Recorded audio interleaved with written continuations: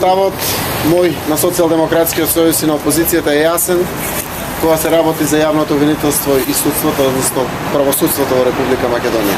Но уште еднаш напоменувам, денеска сме овде присутни за да потврдиме дека го почитуваме уставот и законот во Република Македонија и да оставиме трага од сите овие процеси.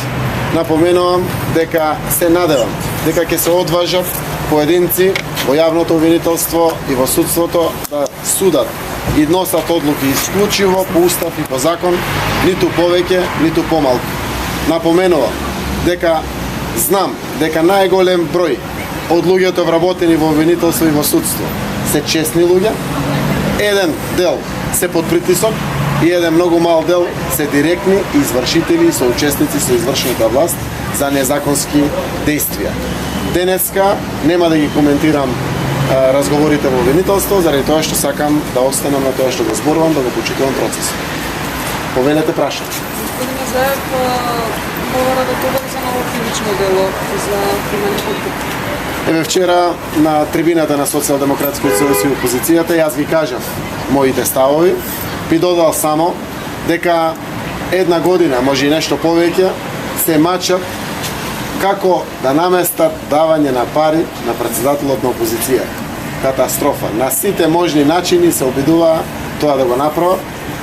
Она што сакам само да го дополнам е дека се подготвува кривична пријава, која што ќе биде составена од моја страна за осмислено нудење на подкуп и осмислено договарање за местење на подкуп. Дали тоа значи дека не сте ги земали пари? Апсолутно. Ако имаше местење со пари и давање пари, тоа ќе беше објавено сигурно од страна на, не би ги нарекол веќе државни органи, партиските органи во Министерството за внатрешни работи, кои што заедно со такви лица тоа го правело. Што мислите, зошто се крие зад целова мишка? Сите сте свесни што се случи со Љубе Бошковски.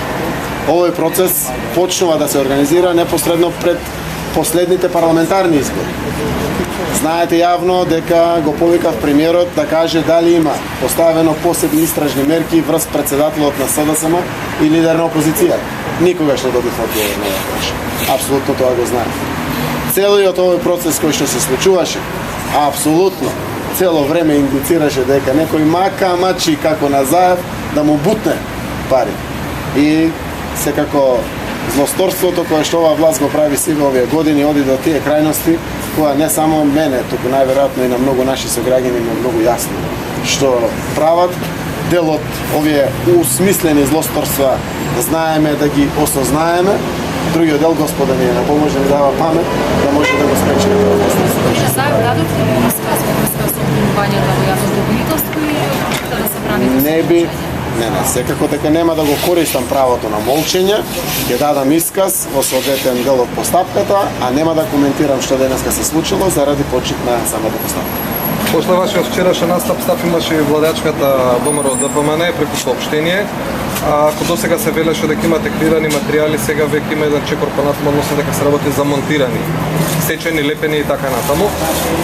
Ваш коментар ве молам и по ова прашање, бидејќи барем во официјалните настапи на премиерот и другите представници највисоки на власта, беше дека се работи за креирани материјали без дополнително објаснување што значи. Јас не сум го слушнал тој исказ, сакам да го видам лицето кое што е дел од извршната власт и ги негира материјалите, за да може да му пуштиме илјадници вакви материјали од негови разговори најверојатно. Она што би го дополнил само и би го потврдил. Секој објавен документ од првата до последната буква и секој изговорен збор од првиот до последен објавен разговор се е вистина. Од почеток до крај.